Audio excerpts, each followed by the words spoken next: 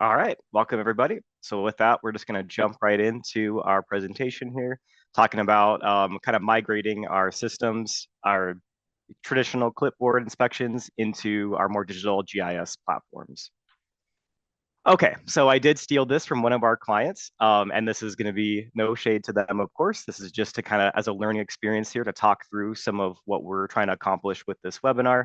So typically what we see from our clients are these types of like very old school paper, pen and paper, clipboard type inspection forms. So you'll notice they have common things you'd want to see in one of these. So date field, initials, some way to identify who is the one actually doing the inspecting. So in this case, it's their initials. We have, in this particular case, we're looking at lift stations. So we have a couple pumps that are running for a certain amount of time that they want to track. So pump one and pump two are recorded there. Notably, down at the bottom, you'll see that we go from a kind of numeric field into kind of a more on-off, right, distinction down there. And already kind of touching on some of the issues we might see with forms like this if we're actually still using them out in the field. But maybe something like over in our generator block heater could make sense, right? We have a check mark for on, we have off when it's off. We can see how things get a little bit messy a little bit quickly here.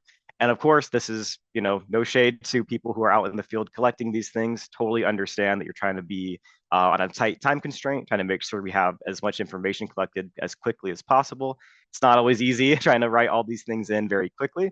But part of this whole workflow or this idea is to switch us over into a platform that is more conducive to kind of collecting these things quickly and efficiently. So over here on our common issues that we see, inaccurate data entry, and that can mean many different things. Maybe it's hard to read someone's handwriting. Maybe something is just written incorrectly and we're just not noticing it right away. We also have data re-entry or duplication of work. What I mean by this is regardless of whether we start any digital system, most of our things being collected in the field are going to end up in one. And what that means is if I'm just writing all these things out, I'm going to have to eventually retype it all. And no one really wants to sit around and do that. So ideally, by having things kind of all in the same sort of system, we won't have to worry about maybe reduplicating some of that effort. We also have manual data metrics. What I mean by this is kind of in the same vein as above. So when we have fully digital systems, we can feed into other digital systems, right? My data can automatically be incorporated into some kind of dashboard, some kind of widget that is going to display my data in a more meaningful, more powerful way. If we are using manual data collection, again, I'm having to retype everything, reformat it, maybe place it into an Excel spreadsheet, right? Select the entire row, convert to a pie chart, something like that. A little more tedious.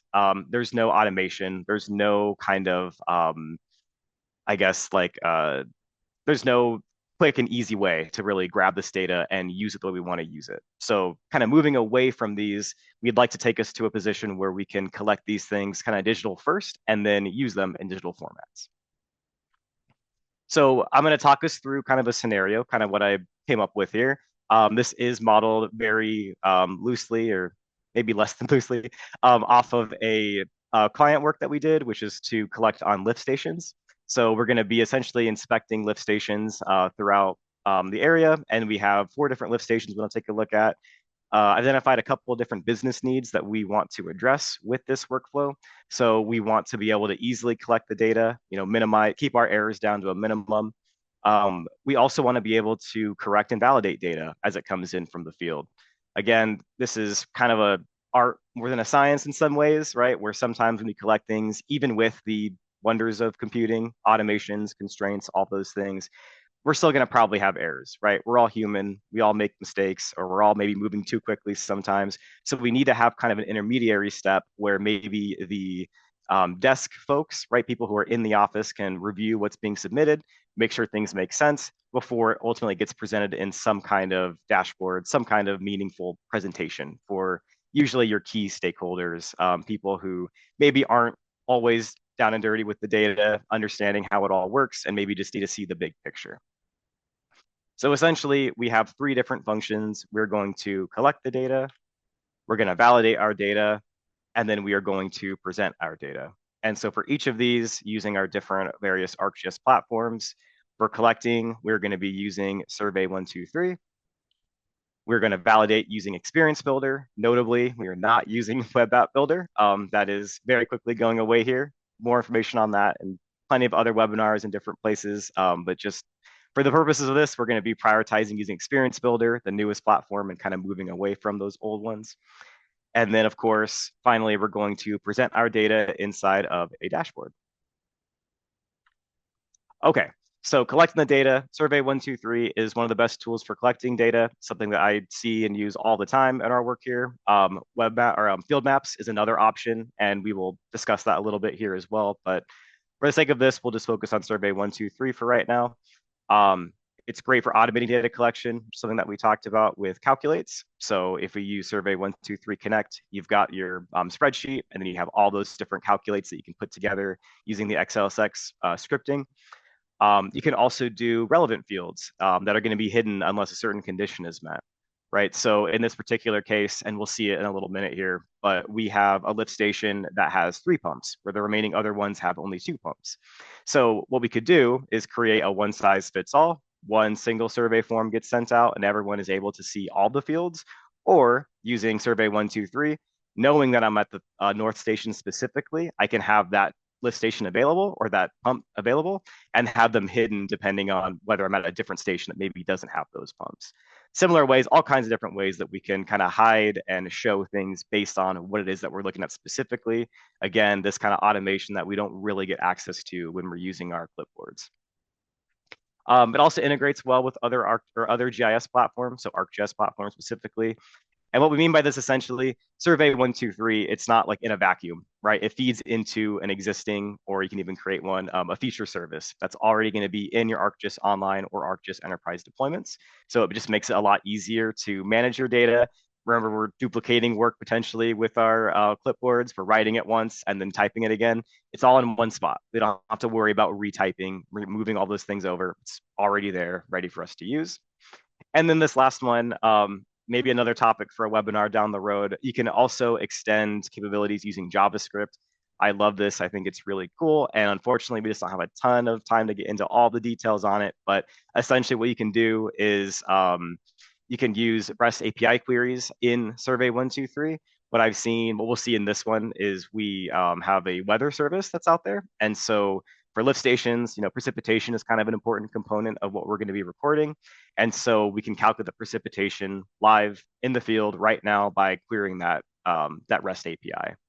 You can also, I've seen it where people have taken kind of the previous day's inspections. So we query against the actual feature service that was previously submitted, and we can compare those numbers to a previous day's numbers. Also a really cool and really powerful tool. You just simply would not be able to do that with pen and paper. Survey123 is also really easy to design in general. There are a couple little weird things sometimes trying to work out, especially in Survey123 Connect, but that is far and away the best way to set these up. While you can set things up in the web, 123 Connect is for sure how I would recommend approaching these. You just have access to so many more tools, so many more capabilities that can really refine your surveys and make them a lot more complex and make them suit your needs as best as possible. Survey123 can also leverage existing feature services like we discussed. So whether in enterprise or in online, you can use your referenced or your hosted feature services. But what's really cool about Survey123 Connect is if you don't already have these set up, you can completely design your Survey123 first, right? And then publish out a service that matches the schema you designed. So it could be a little bit simpler if you're kind of just getting started and trying to get familiar with maybe some of the ways you need to set up this data. 123 can do it all for you, which is really nice. Okay, what if my data is authoritative? This can mean a lot of different things. And when I say this, what we're really referring to is this idea that our lift stations, that's our primary data, right? What lives on that data is really just going to be the individual lift station points themselves and maybe some attributes with that lift station specifically. Maybe the year it was established, the name of it, the address, things like this, these permanent features that we don't anticipate, or attributes that we don't anticipate changing too often. Survey123 by design has this sort of, not really a quirk, it's kind of its design, it's meant to do this, where you're kind of just collecting new information. And so you can get this set up to use those points, but essentially what would happen is it would keep creating a brand new point every single time. So you can imagine down the road, you inspect, North Station for a full year and you have 365 points for the North Station. And this just gets very cumbersome, very kind of more difficult to manage over time, a little bit more difficult to parse through. What we really want is just the inspection itself. So again, we're creating inspection forms, we're replacing that clipboard strategy. And when we do this, we're not creating new lift stations out in the field. We just have new papers that we're using. So to replicate that functionality perfectly, it would be best if we were only using our if you're only using like individual papers themselves or the individual inspections themselves. And the way we get around this is by creating what's called a relationship class. I believe we've touched on this in other webinars as well, but essentially the way this works is you can create a one-to-many, one-to-one relationship, but in this case, one-to-many will work the best, where we look for two fields that match each other in our authoritative features and then also in our table. As long as those equal each other, they're essentially connected and they'll be treated in ArcGIS, in online, in enterprise as being related to each other, meaning all my lift stations all have their individual inspections that are all related only to that individual lift station. So it's really powerful, a really great tool. Survey 123 can be a little bit wonky in doing this. And so the way that we get around this is by using field maps. So we're going to be essentially using kind of a hybrid scenario here where we're going to start our users in field maps. They're going to click on a link that takes them into Survey 123 to inspect that individual asset. And the way that this works is, again, we're not going to get too into the weeds here. There is a way to create or construct a URL that will push the user over into Survey 123, the specific form, and also bring in a couple attributes. So the kind of ultimate goal here is I have an item in field maps that I want to inspect. So I'm going to tap on it. It's going to give me a link, add a new lift station inspection. That link is going to open up in Survey 123 where the magic's going to happen. To sort of get that to work, there's this really kind of intermediary step here where we have a URL constructed from the Survey 123 form ID. And then below it, we have the ability to, it's that little and field. So we can add an inspection form, our GUID, make sure it matches our global ID, and then we can also add in our station ID and make sure it matches the lift station name. To clarify kind of what some of this stuff means, the little curly braces that we see there on the right-hand side, those are going to be your field names from what we call like the parent data. So from the lift station point itself, that global ID, that lift station name. And on the left-hand side, what's kind of being equal to inspection form GUID, inspection form station ID, that is the field name in Survey 123 that's going to accept that value. So essentially what we're doing is we're clicking a link that's going to pass in a GUID, or sorry, a global ID as a GUID, and then a lift station name as a name. And what's going to happen, and it'll make a lot more sense, I think, once we kind of demonstrate what this all looks like, how it all functions together, is essentially we're going to have an inspection form that's only going to pull down our information that we need and then allow us to continue our survey and fill in the information we're collecting out in the field. Okay, these two we can kind of move through a little bit more quickly because I think they're kind of less complex to talk through. I want to emphasize my earlier point about how even in this technical wonderland we find ourselves in, we're still going to have problems with data being submitted. There are still probably going to be errors. There's still probably going to be issues with our other equipment in the field, right? There could be problems with our lift stations, and that needs to be recorded somehow. We need to be able to have someone with knowledge about how this stuff works to kind of validate the data, make sure it all makes sense. And so essentially, once inspections are submitted, they should also be reviewed, validated, make sure that everything is looking right. Again, our automations and constraints can only take us so far. They only help us, through most of those things, but there's still going to be probably some nuance, some kind of more complicated issues that we need to make sure get resolved, get taken through. And then we can also use this time to review any user notes. In the field, it's usually standard practice to have a little comments field or a notes section. If we look previously on that one that we submitted or looked at earlier, our actual clipboard, they also had something like that, right? Being able to report notes is incredibly important to the inspection process. And we need a kind of place where we can collect all those notes, take a look at them, validate them, and then push them along to the next step over to our dashboard. Very briefly, Experience Builder. We've seen it many times here before in these webinars. Very powerful. You can create all kinds of applications, really great and useful tool. And what I kind of envision here, because we're mostly looking at inspection forms, so tabular data, our ideal editor application is going to be more table centric in nature. I'm imagining we have like a large kind of almost spreadsheet view, and you're able to kind of click on each individual inspection, look through the data, click on some drop downs, kind of change things around. That would sort of be the ideal way, I would think, for us to parse through and validate our data. And then lastly, we are going to present our data. This one I think is probably the most straightforward in terms of how it's designed. Really, we're going to probably take in a couple ideas that people need or what they want to see, and then present it to them. I want to emphasize that this is probably the most important role I think that we kind of play in the GIS space, to kind of go off on a tangent a little bit here, where we all kind of encounter that problem of having buy-in from key stakeholders, right? Making sure that people want to leverage the technology, actually want to use it. This is the ultimate space where we can kind of show them the power of what it is that we're doing out in the field. Yes, it makes our lives a lot easier collecting things digitally rather than pen and paper with clipboards, right? But really trying to show the true power of having things in a kind of digital, in a database kind of space where we can play around with it, do all these fun things. It helps establish that role GIS plays in our different organizations. So in this particular case, we're going to want to make sure we show our key metrics for each individual lift station. We want a list view so we can just see all of them kind of at a glance, what's going on. All of us here hopefully are cartographers, right? So we all have a knowledge about color, symbols, ways to kind of differentiate data between each other. So we have color and symbols so we can flag problems potentially with our data.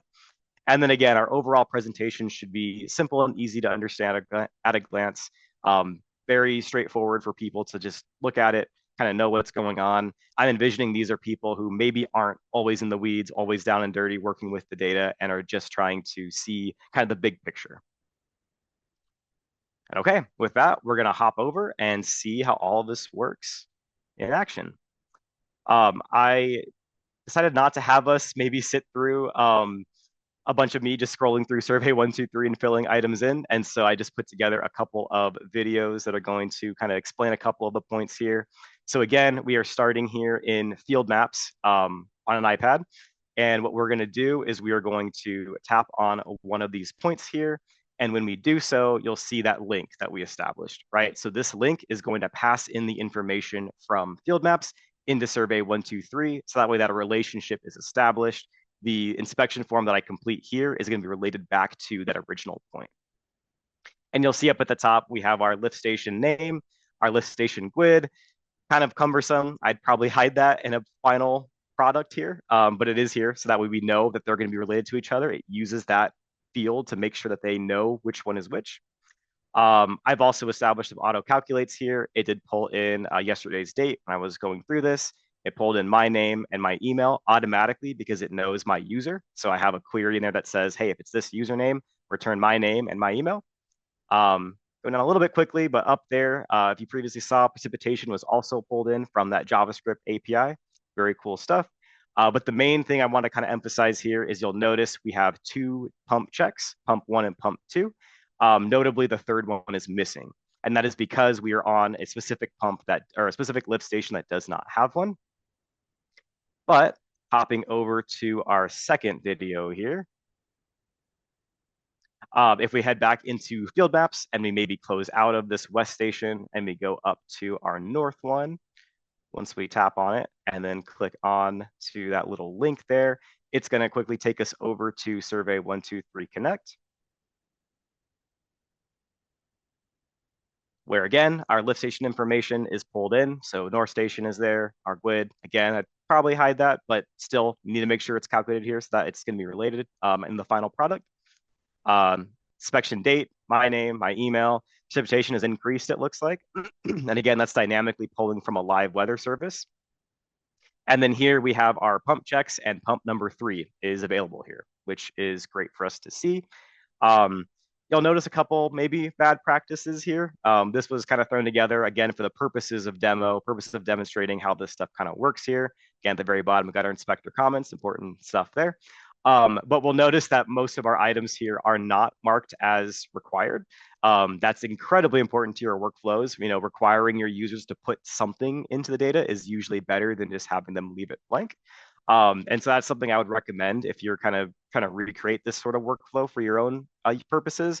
But again, I just wanted this to be as kind of simple and easy to mess with the data as possible. So for your sake, it's not as cumbersome trying to navigate all around.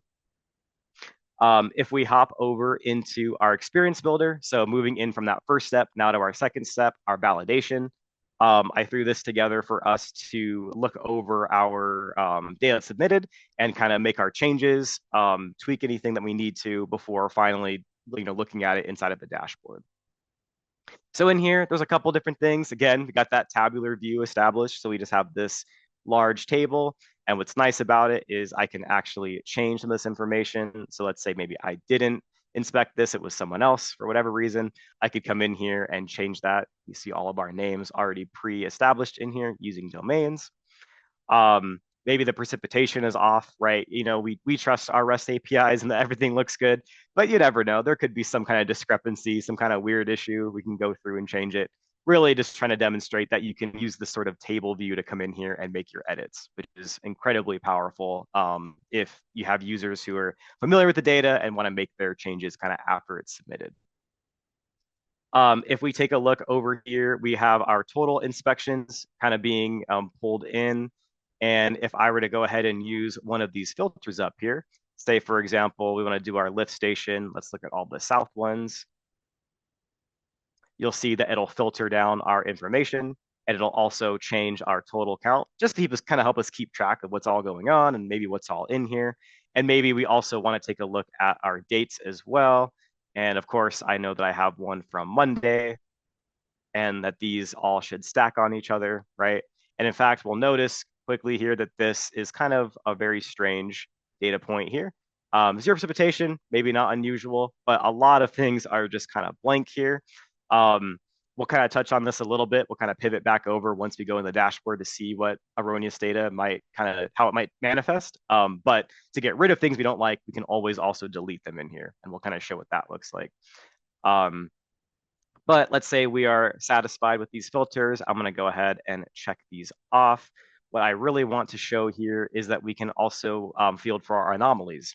So if I were to click on this, you'll see that we have a couple that are being flagged as having problems. Now, didn't have a ton of time to go into all the different ways that you could decipher these anomalies. You could have, I think we actually have a couple fields in here, that have like whether something's detected, something's present. You could use some kind of advanced query that maybe returns a value to detect these anomalies. For our purposes, I wanted to kind of show this kind of interplay between how we resolve issues. And so for that, the simplest way was just to create a field where we are notifying our supervisor when there's problems. And so if this is ticked yes, then we have anomalies. And that's kind of how this is being flagged over here. The last thing I'll show on this before we hop over to our dashboard is if we were to click on one of these, we did write out some arcade scripting that shows up in our pop-up to view our comments. Because again, comments are incredibly important. We want to know what people are seeing in the field that maybe isn't collected by the data. It also helps us inform, hey, if this thing keeps coming up over and over, maybe the inspection form needs to be improved, right? So it kind of helps us to sort of reevaluate as we go, as we're reading through these comments. And so I want to make sure we had their own little section where we can review them. Or if there are none, that one actually had one. If there are none to actually, oh man, maybe these all have them because they have anomalies. If we now check out one of these, we should be looking now where there's no comments reported. So we have kind of both scenarios covered there using Arcade. Okay, I'm going to now take us into our dashboard. Quite a bit going on here, but maybe the least amount of time needs to be spent kind of explaining how all this stuff works. So we have our very nice data presentations for daily flow and for our daily pump runtimes. These are lift stations that we're considering, and so having and these pumps being run in the background, right? So being able to compare precipitation versus increases in daily flow is kind of an important characteristic of how this data should be ultimately looking for us. Similar to our daily pump run times, and we do have these set for every single station. You can quickly see where, hey, there's maybe an anomaly here. It seems a little bit low. This is 0, right? Probably shouldn't be zeros.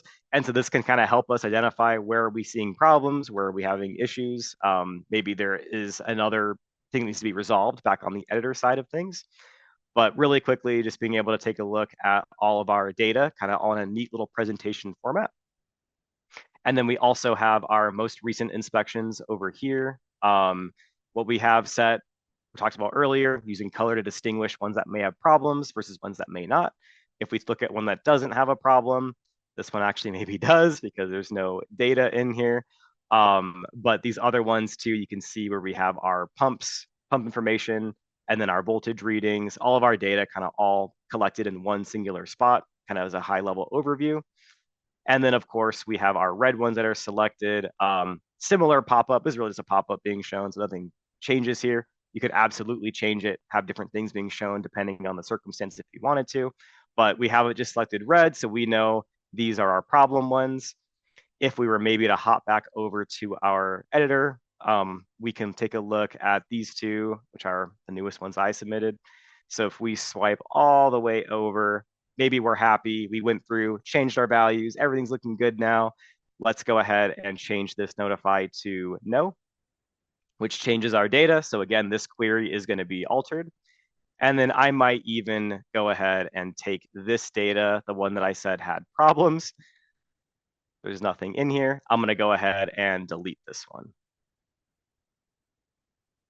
And then by doing so, if I were to refresh this, and I'm going to let it run for a minute. It took a little bit of time to kind of refresh through previous when I went through this, but what we expect to see is, at least in that top section, there were other anomalies, obviously, we should see only blue options because we resolved that red one, and we do.